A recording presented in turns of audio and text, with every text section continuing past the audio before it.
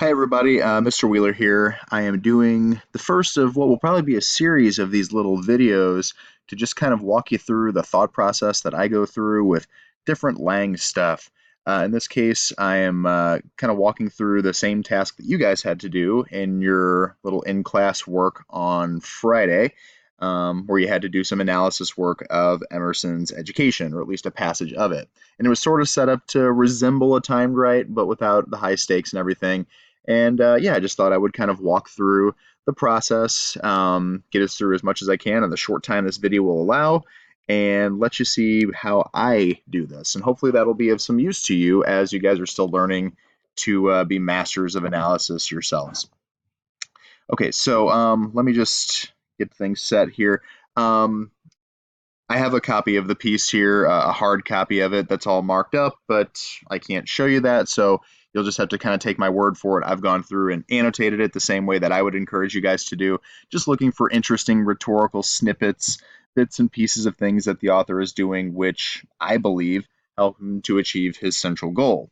And I've also worked the prompt really carefully here to make sure I know what the larger rhetorical situation is, because if I don't know that, I don't know the audience he's trying to reach, I don't know what his end goal is, it's mighty tough to look at diction and figurative language and syntax choices and all the rest and make any decisions about why he does that or how the audience will likely be affected by those choices. So I've done all the legwork here to get a sense of the situation, to find the rhetorical goodness, and now I'm just ready to start drafting out my response. So I'm going to start with an intro, and I'm going to try to stick to a pretty short and to the point intro, much like you'd have to do for a timed write. So let's just start with something really simple like this. In his, I'm going to say seminal, meaning like super important, his lecture series, Education, and I'm just kind of paraphrasing a little bit of what the prompt already gives me. The famous intellectual Ralph, whoopsies, Waldo Emerson addresses the failings of the public education system of his time. Okay, so I'm giving a little bit about the work itself, the author, the subject matter that he's exploring. Haven't talked much yet about the audience or the exigence of the piece, but I'm going to do that as I move into a second sentence. And it might just be that the second sentence is all I need. So I'm going to say something like, knowing that very few recognize the system's potential for harm, because that's really what's kind of spurring him to write. He's afraid we don't see that the system's bad, that we're happy with it. We're thinking, okay, well, lots of people are learning to read and developing basic skills in writing and mathematics, and that's all good. But he's seeing a much bigger problem, that we're failing to bring out the genius in people, and that's something he feels like has to change. So I'm going to, address that here, set up that context. Knowing that very few recognize the system's potential for harm, he uses, and I'm just going to use kind of an umbrella statement here, a range of rhetorical strategies, to persuasively suggest, because that's what he's doing. He wants to persuade us, but he's also not just like jamming the idea down our necks. He's suggesting this and doing so in a very clever way, which is persuasive. An alternative approach. Now, if I just stopped there, my thesis would be kind of incomplete. The reader is going to want to know, well, what is he advocating for? What is the new system supposed to look like? So I'm going to just tackle that really quickly here. He suggests an alternative approach, one which shuns harsh discipline, because that seems to be one of his chief complaints here. It's too disciplinarian. It creates kind of robots. And adopts nature's, he always capitalizes it, but I'm not a 19th century fancy man, so I'm just going to leave it uncapped. Adopts nature's unhurried pace in order to coax learners to reach their full potential, their full and brilliant potential. Because he really is stressing that idea here that if we change things, we can tap into genius that otherwise we would fail to reach. Okay, and I feel like that's a pretty good thesis statement. I've directly addressed his end goal. He's trying to encourage these specific changes. This is why he feels it's so urgent. So I think I'm ready to move on and go into my first body paragraph. Now, I see that you could organize this either around device or kind of in sequence. The way that I see it working sequentially is I chunked this thing into just two big sections. The first section is him complaining about the current system and talking about how awful it is. And the second one is him focused on proposing some solutions and trying to make it seem like, hey, this is within our reach. So I'll start my topic sentence here for my first body paragraph. Emerson spends much of the first part of this excerpt. So I'm trying to kind of establish where, like, what's the range of the passage I'm looking at. He's building a powerful critique of the existing system. Now, if I just left it like that, it's a decent topic sentence, but I could just briefly go a little further and talk about, well, why? Why does he spend the first part of his essay doing that? So I'm just going to say, in order to, and that little, in order to phrase is so helpful as a tool you guys should use and implement all the time. Every time you're looking at something the author does, you're saying he does this in order to, or she's trying this out in order to, and then you fill in the blank. So for me, I'm going to fill in the blank. What's he trying to do here? He wants to encourage his readers to help dismantle it. He wants them to want to tear down the existing system and not be satisfied with it.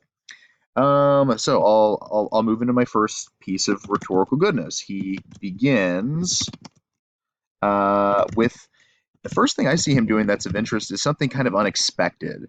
So I'm going to call it an unexpected choice, if I can spell unexpected. It's unexpected that an English teacher would have difficulty with spelling easy words. He begins with an unexpected choice to list the many difficulties which come with teaching brilliant pupils. So I'm setting up the move here. I haven't even quoted him yet, but now I'm going to work in that little piece of quote that I think is interesting. So he's talking about how they're eccentric, they won't drill, are irritable. I think that's about enough of the quote here to capture the fact that he's listing these problems. And I'll just finish the thought. And otherwise they're a great deal of trouble. Ooh, typing hard for teachers.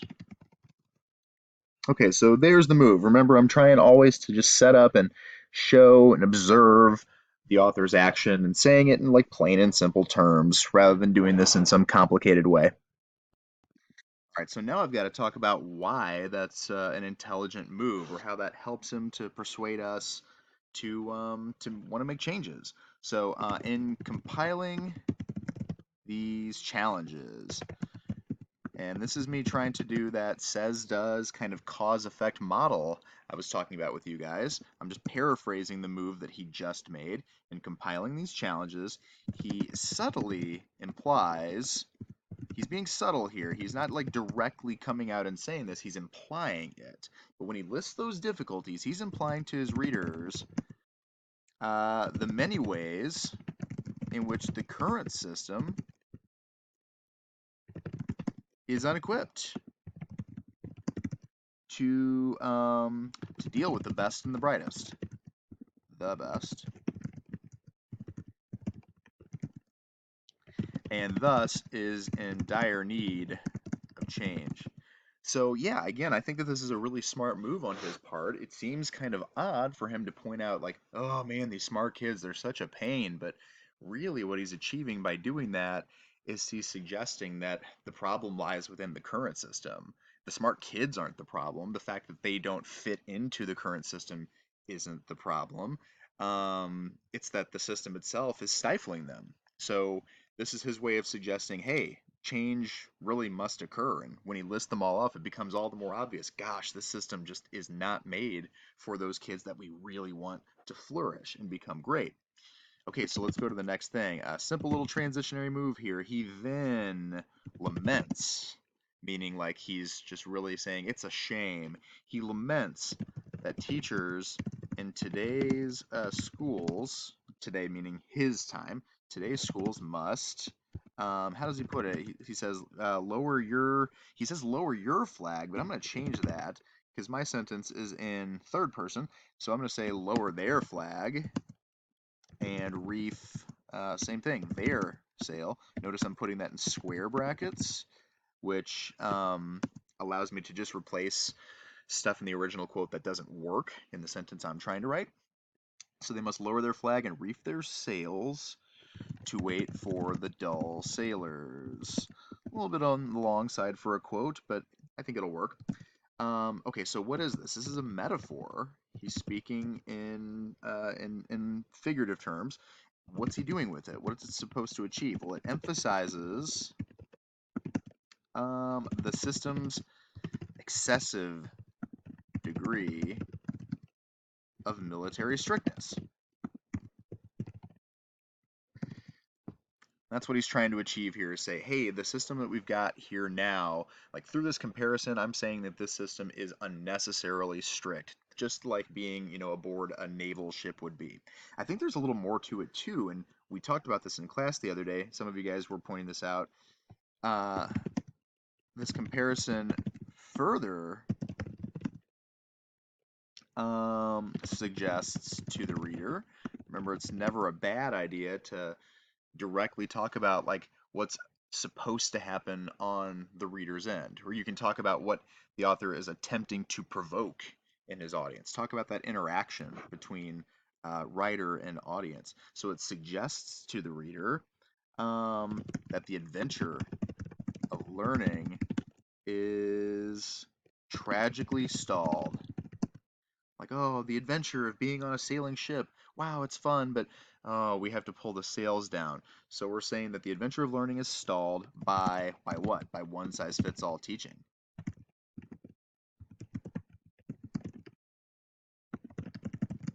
Looks like I've got time probably to cover one more thing. Okay, next, Emerson, again, simple transition, wonders aloud. This is me observing him asking a question. What doth he says such a school, but again, I'm going to change this. He's really kind of talking about all schools. What does such schools to form a great and heroic character? So he's asking a rhetorical question here. Okay, so again, I'll just quickly kind of sum up what just happened.